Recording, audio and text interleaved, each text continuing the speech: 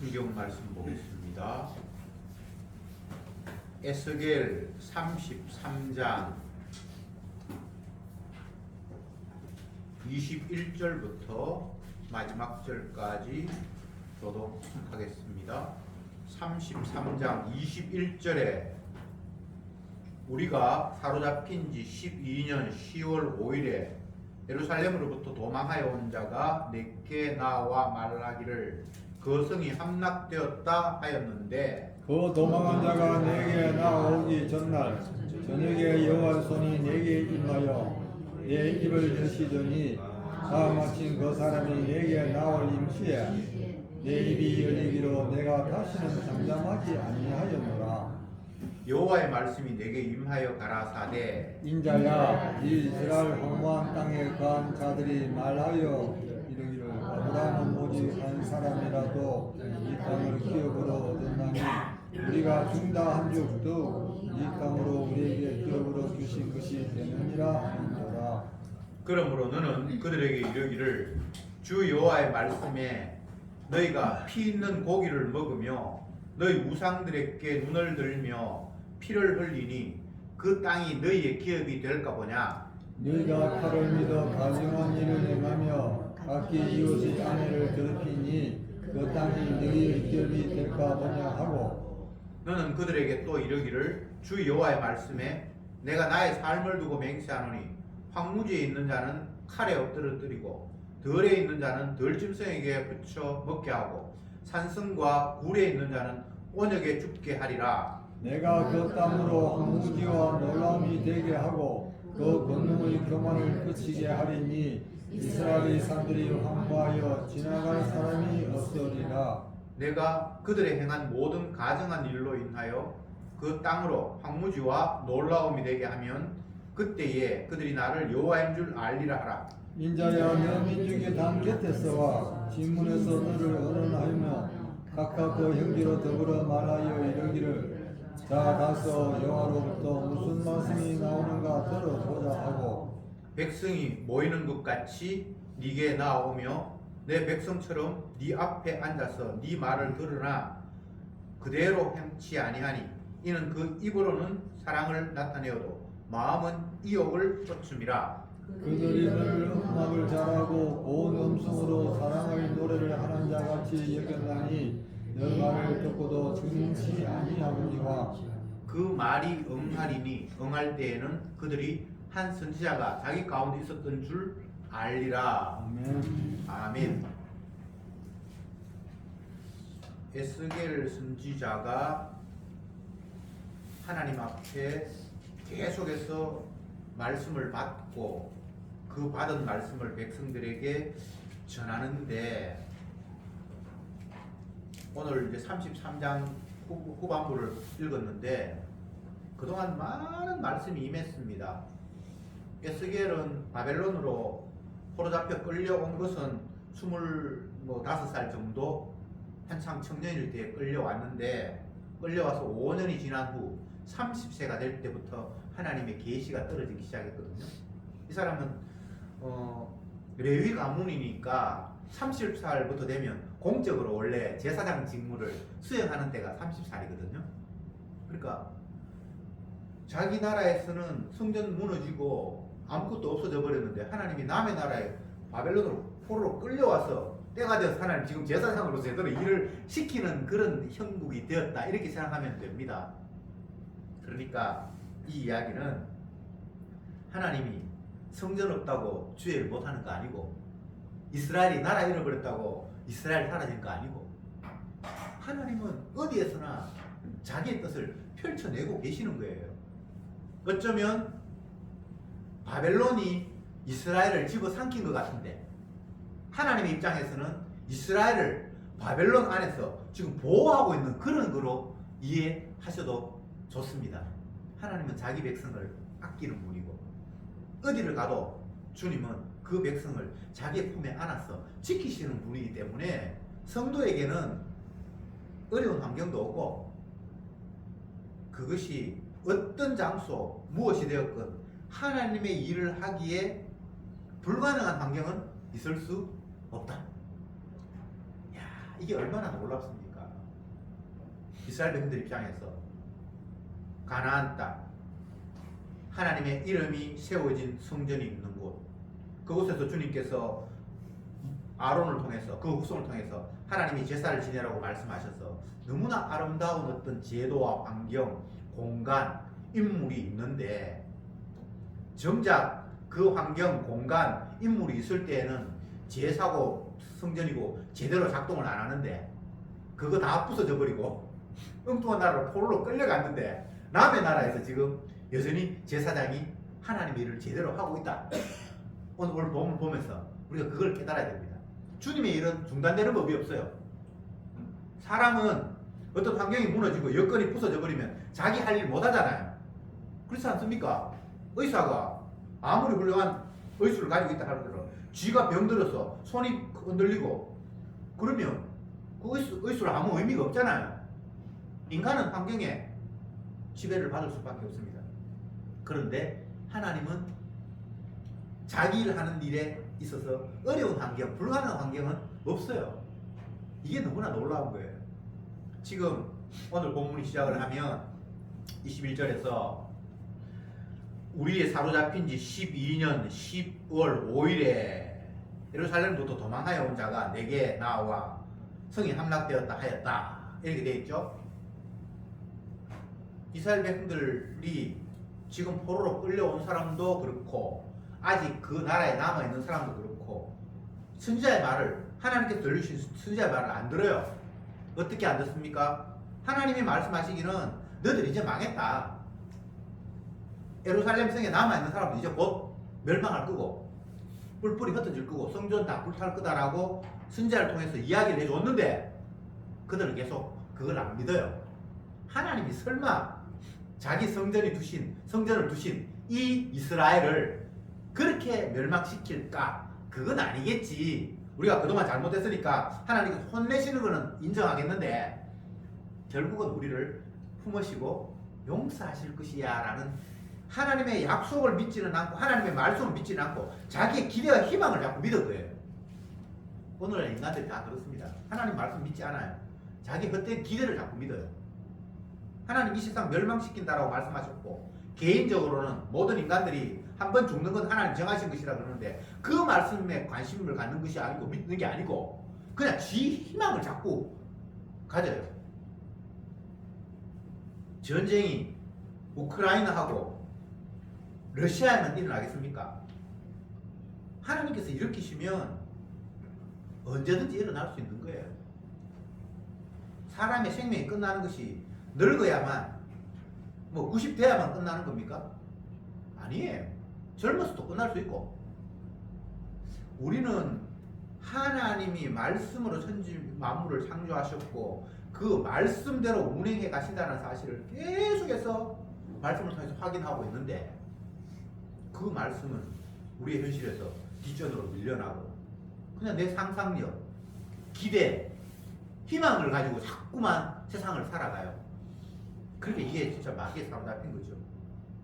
지금 에스겔이 오늘 본문에서 자기가 예루살렘에서 포로 잡혀온 지가 12년이 됐고 그런데 그때에 예루살렘이 완전히 멸망을 했는데 그 멸망 중에 도망해온 사람이 자기에게 와서 성이 이제 멸망했다라고 알려주었다. 선지자는 벌써 멸망하기 전에 알았잖아, 그죠?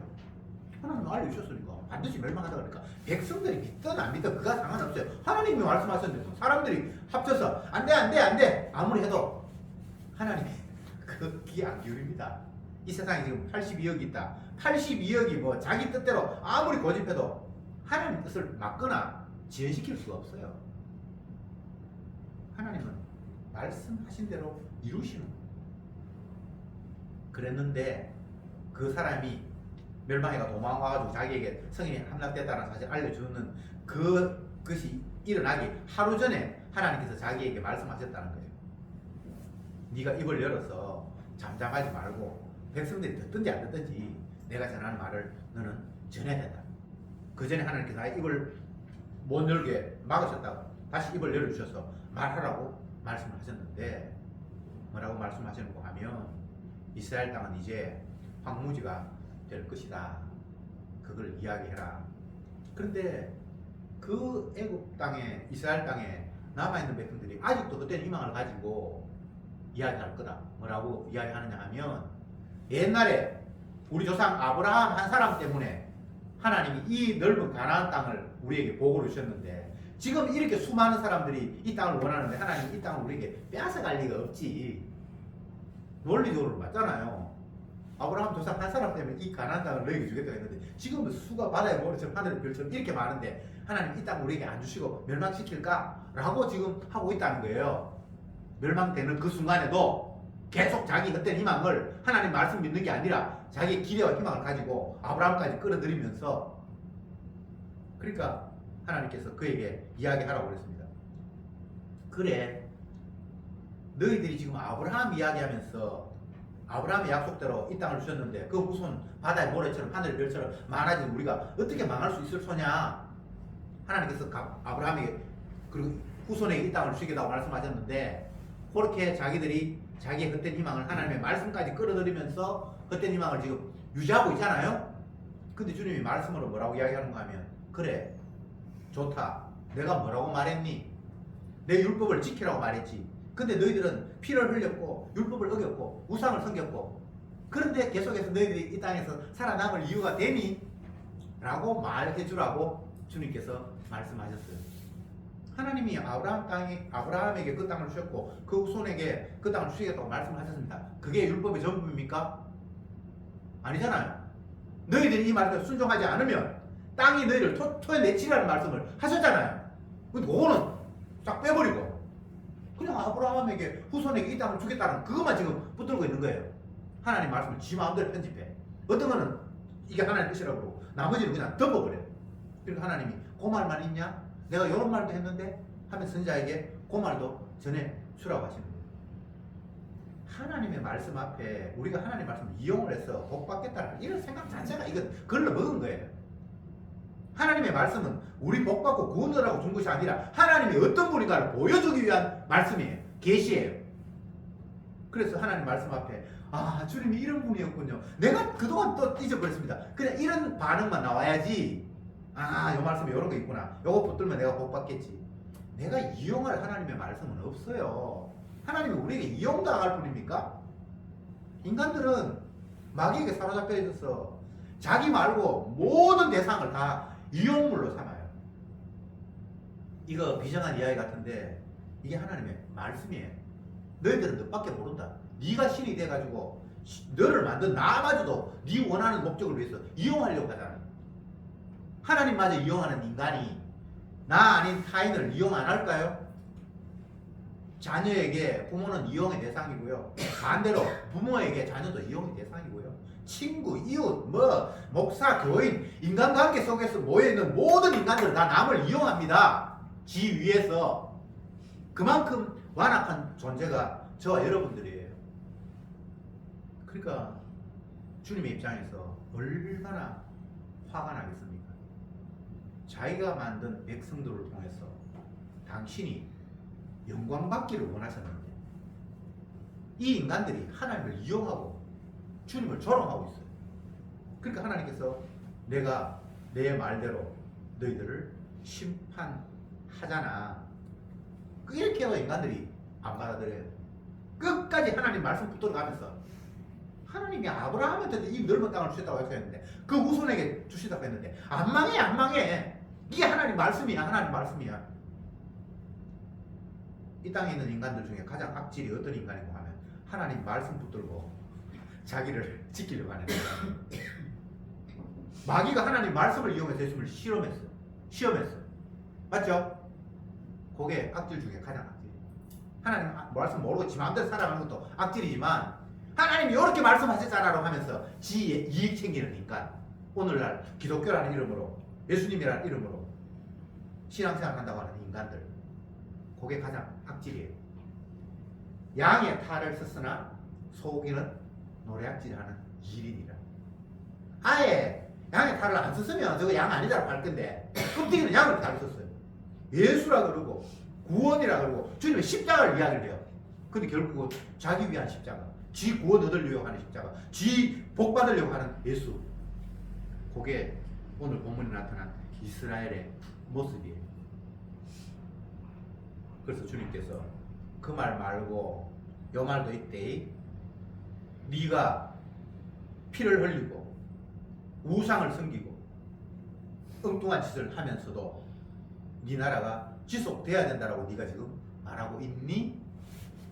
그거 백성에게 이야기해라. 그래서 에스겔은 죽음 지경에 말씀을 전혀 받아들이지 않는 사람들에게 계속해서 콕콕 찔러서 주님께서 말씀을 하라고 일러주십니다. 그러면서 덧붙여서 하신 이야기가 들판으로 피하는 자는 칼에 죽을 것이고 또 산속에 물 속에 숨어있는 자는 온역으로 죽일 것이고 또 뭐 숲속으로 가는 자는 내가 덜짐승에게 물어 죽이겠고 요걸 이야기해라. 어디에도 피할 곳이 없도록 하시겠다는 겁니다. 사람들이 전쟁이 일어나면 핵전쟁이 일어나면 지하 벙커에 들어가면 핵이 그 지하까지는 못 뚫고 들 것이라고 해서 지하 벙커 만든 사람도 있고 하죠. 하나님이 심판하면 피할 곳이 없어요. 산속에 가도 하나님께서 저 덜집선에서 물게 하시고 또 아니면 사람이 없는 곳 저 어디 들판에 가도 하나님께서 그곳에서 또 전염병으로 뭐 죽이게 하시든지 못 피한다라고 이야기합니다. 어디를 가도 주님의 심판의 그 저주에서 너희들은 피할 곳이 없다라고 알려주어라 라고 주님께서 말씀을 하십니다. 오늘 아침에 교회 오기 전에 이제 샤워하기 위해서 보일러에 이제 목욕을 탁 누르고 샤워실 화장실에 딱 들어갔는데 물을 틀었는데 한참 있어도 계속 찬물만 나오는 거예요. 어이? 보일러가 고장났나? 아니면 아내가 환기시킨다고 창문 다 열어놓고 한 번씩 이렇게 보일러 안 되니까 이제 꺼놓거든요. 그래서 내가 환기시킨다고 보일러 안에가 끝나? 싶어가지고 목욕하다가 찬물만 나오니까 내가 밖에 나가서 확인해 봤는데 여전히 보일러가 그냥 돌아가는 걸로 온수로 돼 있는데 계속 찬물만 나오는 거예요. 그래서 고장났다 싶어서 또 보니까 보일러가 그냥 찬물 나오는 걸로 이렇게 틀어놨어요. 위로 올려야 되는데 찬물 나오는 걸로 틀어놨는 거예요. 그래서 내가 점점 더 부서져 가는구나. 그렇게 이제 위로 올려서 하니까 금방 이렇게 뜨신 물이 나오더라고요. 근데 그 샤워하는 한 5분, 7분간 많은 생각이 왔다 갔어요. 이 한겨울에도 뜨신 물만 틀면 뜨뜻한 물로 샤워할 수 있고 이런 환경 속에 하나님이 나를 두셨구나. 이뿐만이 아니라 내가 지금 주위에서 누리고 살아가는 이 환경이 주님의 엄청난 긍휼과 사랑이 드립혀져 있는데 육신적인 그런 것뿐만 아니라 영적인 걸 생각하면 주님이 사망의 생명으로 옮겼는데 그런 은혜는 까맣게 잊어버리고 당연히 뜨신 물 틀면 뜨신 물 나와야 되는 줄 알고 있고 이런 모든 것들이 주님의 희생과 긍휼 때문에 일어난다는 사실은 생각지도 못하고 모든 게 당연한 거예요. 누리는 게 너무나 당연하다고만 생각하는 거예요. 우리가 특히나 우리나라가 오늘날 현재 누리고 있는 환경을 여러 지표를 통해서 우리가 확인할 수 있는데 최근 신문에서 세계 약 200개국 정도의 나라가 있는데 그 가운데 대한민국이라는 나라가 세계에서 미치는 그 영향력 그게 7위라고 미국의 어떤 경제 유명한 그런 단체에서 발표를 했더라고요. 군사력, 경제력, 문화 이런 력 해가지고 우리나라가 전 세계에서 끼칠 수 있는 영향력이 세계에서 7위래. 제가 그 신문을 보면서 약간 의심도 했는데 미국 사람이 유명한 경제 그 어떤 단체에서 그걸 거짓말을 시키는 건 아닐 거 아니에요. 그래서 제가 생각을 해봤습니다. 제가 어릴 때만 해도 정말 우리나라가 가난한 나라였잖아요. 먹는 거 걱정하고 제가 유치원 다닐 때는 크리스마스 되면 미국에서 원조가 와가지고 뭐 이 크리스마스 꽃갈 모자도 있고 산타크로스 복장도 있고 뭐 어린이 놀이하는 기구 같은 것들이 미국에서 이렇게 원조가 와가지고 제가 사용했던 기억이 있거든요.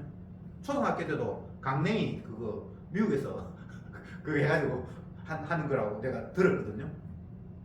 너무나 못 살아가지고 다른 나라에서 먹을 거 원조 받고 살았던 우리가 지금 몇십 년이 흘러서 이제는 너무나 풍족하게 누리면서 살아가는데 감사하거나 기뻐하거나 그런 것이 아니라 이거 누리는 게 당연하다고 그냥 생각하는 거예요. 드신 걸 당연하고 겨울 돼도 집은 춥면 안 되고.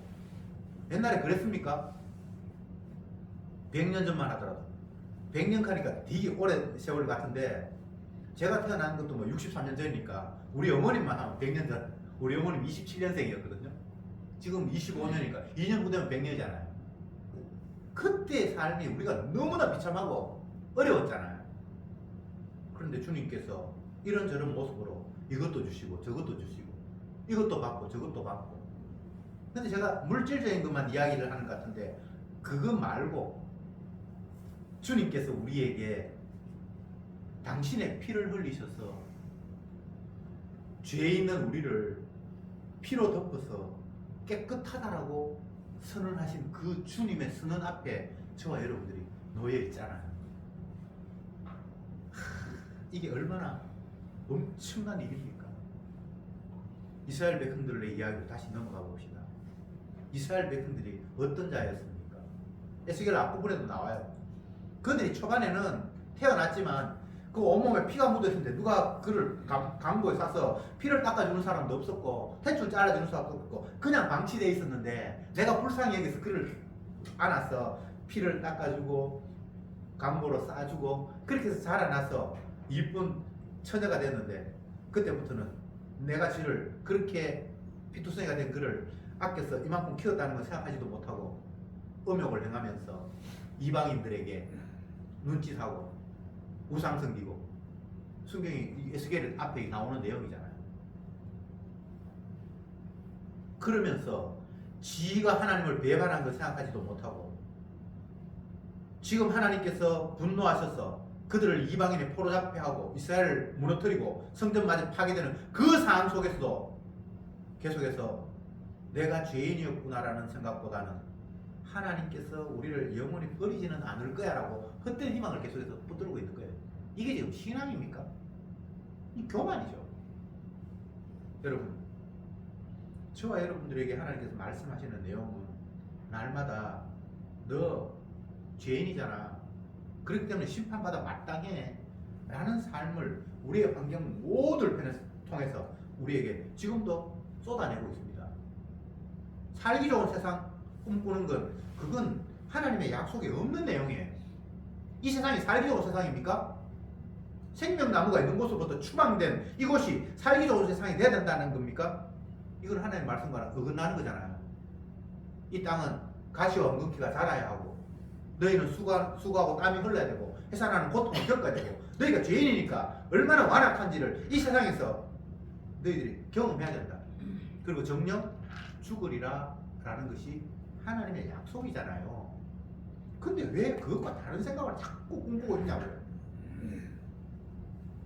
주님의 구원은 내가 생각하는 그런 방법의 구원은 없습니다. 그냥 힘들고 어려우니까 하나님께서 나를 바짝 들어서 좋은 환경으로 옮겨놓는 이런 구원, 그건 성경에 약속한 구원이 아니에요. 마귀가 심어준 거짓 구원이에요. 지금 이스라엘을 통해서 하나님의 구원을 지금 계속해서 설명하고 있습니다. 이스라엘 멸망해야 돼요. 성전 무너져야 돼요. 우리가 기대하고 희망했던 모든 것들이 다 불타고 없어져 버려야 돼요. 그런 가운데 주님은 당신의 어린 양의 희생의 근거에서 자기가 구원할 백성들에게 당신의 피를 입혀서 너 죽었지 이제 새롭게 내가 너를 만들었어 라는 방식으로만 자기 백성을 구원하십니다. 이게 주님의 약속이에요. 그러니까 우리가 망해야 되는 거 맞고요. 이스라엘 무너져야 되고요. 세상 다 멸망해야 맞아요. 애굽에서 탈출해서 가나안 땅으로 오는 그 과정 속에서 하나님 이스라엘 백성들 어떻게 구원하죠? 애굽 땅에 내어지는 모든 초태생의 죽음, 그 안에 이스라엘이 포함되어 있습니다. 이스라엘이 마땅히 죽어야 될 자였어요. 근데 거기에 하나님께서 어린 양을 죽이시고 그 어린 양의 피를 바름으로 말미암아 그 피를 바른 그들은 죽음에서 살아났잖아요. 그것은 이미 그는 죽었고 이제는 피로 말미암아 다시 산 생명이라고 이해하십시오. 죽으려고 했는데 피 때문에 내가 살았다 그렇게 생각하지 말고, 애굽 땅에 있는 모든 장자를 죽일 때 이스라엘 백성도 그곳에 있었으니까 다 죽었어요. 그런데 어린 양의 피가 죽은 그들을 다시 살렸다는 것이 하나님의 뜻이었습니다. 이런 식의 구원만 존재하는 거지. 이게 주님의 구원이지. 인간이 상상하는 구원은 아예 하나님 약속한 바가 없어요. 그러니까 죽는 걸 왜 그렇게 두려워하고 이 세상에서 망하는 걸 왜 그렇게 두려워합니까? 왜 이스라엘 백성들이 지금 성전이 무너졌는데도 불구하고 아브라함 한 사람한테 이렇게 좋은 가나안 땅을 주셨는데 이 많은 사람한테 이 땅 안 주시겠냐? 왜 이렇게 자꾸 고집을 부리죠? 안 망하고 싶어서, 안 죽고 싶어서. 근데 망하고 죽는 게 하나님 뜻인데, 그렇게 죽여놓고 죽음 속에서 다시 살리는 게 하나님의 구원인데, 이런 구원 말고 자꾸 엉뚱한 구원을 머릿속에 생각하는 거예요. 어떤 사람은 주님 빨리 재림했으면 좋겠다. 내가 안 죽고 그냥 바로 바짝 들려갔으면 좋겠다. 왜 그런 헛된 상상을 합니까? 예수님이 죽었는데, 예수님이 어떻게 구원됐죠? 하나님 아버지로부터 십자가에서 저주받고 죽어. 근데 하나님이 그 죽은 아들을 다시 살렸어요. 이런 식의 구원이 하나님이 약속하신 구원입니다. 이것 외에 다른 구원, 마귀 장난입니다. 헛된 꿈 꾸지 마세요. 복이 뭡니까? 재물이 늘어나는 게 복입니까? 지위가 올라가는 게 복입니까? 소유가 많아지는 게 복입니까? 나를 아끼는 사람이 점점 더 많아지는 게 복입니까? 그건 마귀의 장난이에요. 복 있는 사람은 악인의 길을 쫓지 아니하고 죄인의 길에 서지 아니하고 오만한 자의 자리에 앉지 아니하고. 이건 우리가 생각하는 복하고 전혀 달라요. 심령이 가난한 자가 복이 있고 애통하는 자가 복이 있고 줄이고 목마른 자가 복이 있고, 이건 우리가 생각하는 복이 아니잖아요. 근데 그 주님이 말씀하신 복 속에는 하나님의 아들이 대신 희생당해서 그 희생이 우리에게 덮쳐진 그 상태가 복의 전부예요.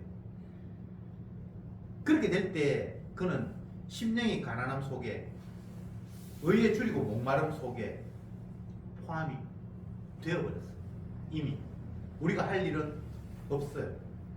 그가 채찍에 맞아서 우리가 나음을 입어버렸어요. 내가 나음을 입기 위해서 어떻게 하는 일이 있을 수가 없어요. 지금 이 에스겔에 나타난 본문들을 보면 세 부류의 인간들이 있을 수 있습니다. 하나는 가나안 땅에 아직도 남아있는 자들이 있고요. 또 이미 남의 나라에 포로로 끌려온 자가 있고요. 그런데 이 포로로 끌려온 자 중에도 이 에스겔처럼 이 공간, 땅에 대해서 의미를 두는 것이 아니라 하나님의 말씀에 의미를 두는 또 다른 사람이 있어요. 공간이 중요하겠습니까? 내 땅, 나 버틸 거야. 그게 남은 자들이고, 포로로 끌려온 사람들은 아씨 우리는 재수 없어 끌려왔네. 우리가 다시 돌아가야 되는데 이렇게 생각하고 있고, 끌려온 에스겔은 하나님 말씀을 받았어. 공간 의미 없다. 그곳에 있든 이곳에 있든 아무 상관없다. 하나님의 말씀은 지금도 여전히 살아서 주님께서 자기 백성을 구원하는 일에 빈틈이 없구나. 이 세 부류 중에 에스겔이 지금 제대로 하나님을 알고 있는 거잖아요. 그 에스겔이 아는 하나님을 백성들에게 지금 계속 이야기하고 있는데 백성들이 귀를 안 기울여요.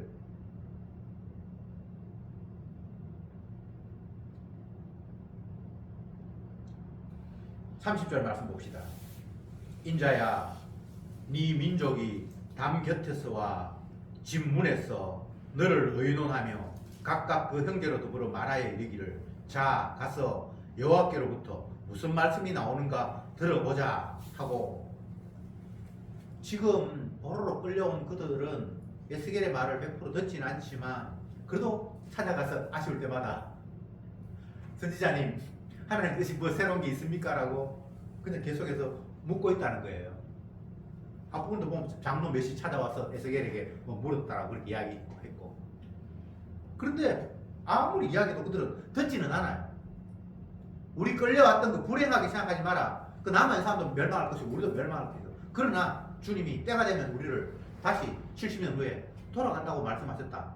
그런데 그들은 그 선자의 말을 듣는 것이 아니라 에이 하나님이 우리나라를 버릴 리가 있겠나, 계속해서 그냥 자기 꿈만 꾸는 거죠. 그러면 또 아쉬우면 찾아가서 선자에게 여호와께로부터 무슨 말씀이 나오는가 들어보자 하고 또 기대하고 있는 거예요. 31절 백성이 모이는 것 같이 네게 나오며 내 백성처럼 네 앞에 앉아서 네 말을 들으나 그대로 행치 아니하니 이는 그 입으로는 사랑을 나타내어도 마음은 이욕이 쫓음이라. 네 말 기울여 듣는 것 같아도 하나님 말씀이다 라고 하면 뭐 잘 듣는 것 같아도 결국은 욕심만 품고 있지 결코 하나님 말 네가 이야기한 거 그들이 듣지 않는다 라고 이야기를 하고 있습니다. 우리가 어떤 상황을 닥칠 때에 내가 겪는 일과 또 아니면 내 아닌 제3자가 겪는 일을 보면서 내가 생각하는 것은 천냥지 차이가 있어요. 그래서 하나님의 말씀을 내가 어느 정도 잘 순종하는가라는 그 개념에서도 내가 느끼는 것과 또 제3자가 보는 게 또 전혀 달라요. 다윗이 우리아의 아내를 탐내서 그와 간음을 하고 결국은 그 죄가 뭐 임신했으니까 드러날까 싶어서 그 남편 되는 사람을 전쟁터에서 불러서 휴가 보내가지고 동침하게 하잖아요. 근데 그 사람은 우리 동족들이 전쟁터에 나가지고 전쟁하는데 내가 아내와 더불어 잘 수 없다고 하면서 그냥 바깥에서 자고 그러잖아요. 그러니까 도저히 안 돼가지고 그를 전쟁터 깊은 곳에 보내서 죽여버리죠. 다윗이 하는 일이에요. 다윗이. 근데 하나님께서 선지자를 보내서 다윗의 죄를 지적하기 위해서 선지자를 보냈는데 선지자가 이런 이야기를 합니다. 왕이여, 이 나라에 엄청나게 부자여서 양이 뭐 수백 마리가 되는 그런 부자가 있었는데 그 옆집에 친구는 양 한 마리 딸랑 있어서 그 양에서 나오는 젖 겨우 짜서 그렇게 먹고 사는 그런 가난한 사람이 있었는데 그 가난한 집에 부잣집에 친구가 왔는데 그 친구를 위해서 대접한다고 하면서 자기 집에 양이 수백 마리인데 그 양을 잡아서 대접하는 것이 아니라 이웃집 가난한 친구 집에 양 한 마리 잡아가지고 친구 대접했습니다. 이런 이야기를 하니까 다윗이 화가 불끈 나서 이스라엘에 그렇게 완악한 자가 있냐? 그는 당장 죽어야 할 자니라. 그렇게 얘기를 했어요. 그래서 선지자가 뭐라고 합니까? 네가 바로 그놈이다. 앞에 선지자가 네가 바로 그놈이다라고 하기 전에는 자기가 그런 사람인 줄 몰랐죠. 제가 지금 무슨 말씀을 드리고 있는 겁니까? 인간은 지가 한 행위를 객관적으로 바라보지 못해요. 지가 한 행위는 뭐 상황이 있고 이유가 있으니까 그냥 굉장히 무조건 긍정해요. 근데 지가 한 행위를 남이 했다고 치면 그건 진짜 완악한 짓이라고 그렇게 판정을 내릴 수 있어요. 다윗이 하나님 말씀 모르는 자입니까? 은혜 모르는 자입니까? 하나님을 안 믿는 자입니까? 아니잖아요. 신앙인 중에 신앙인이잖아요. 그런데 지가 한 행위에 대해서는 뭐 별로 그렇게 죄에 대한 그런 감각도 없고 뭐 왕인데 뭐 다른 여자 하나 내가 취할 수도 있지 뭐. 신하가 전쟁에 죽는다. 전쟁에서는 이 사람도 이 사람도 칼에 죽을 수 있어. 지금 내가 지낸 이야기가 아니고 성경에 나오는 이야기 지금 하고 있는 거예요. 지금 무엇을 이야기하고 있는가? 인간은 그만큼 지중심이에요. 자기 죄를 자기가 잘 몰라요.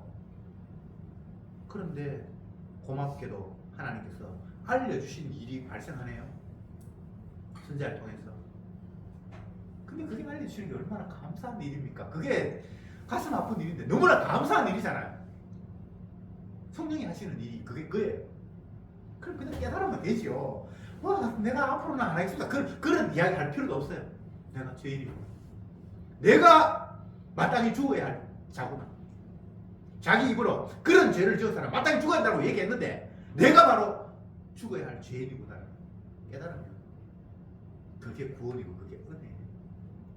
그걸 보기 어떻고 저쩌고 내가 막 벌을 받아야 되는데 벌을 안 받는 미치가 뭐 오만 인간의 상상하는 복이라는 게 있는데 그건 다 엉뚱한 이야기고 진짜 주님이 말씀하신 복은 내가 스스로 죄인인 줄 절대 깨닫지 못해요.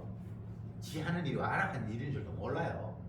남들 보면서 그건 뭐 나쁜 놈을 하지만 지는 그런 사람이 아닌 줄 그렇게 착각할 수밖에 없는 거예요. 아니 다윗이 그랬다면 뭐 저와 여러분들은 뭐 볼 것도 없겠죠, 그죠? 모든 인간이 다 그래요. 은혜 받았다는 인간도 그렇고 주님 앞에 붙들림 받아서 사용 받아도 별 볼일 없고 그게 아담의 본 모습이잖아요.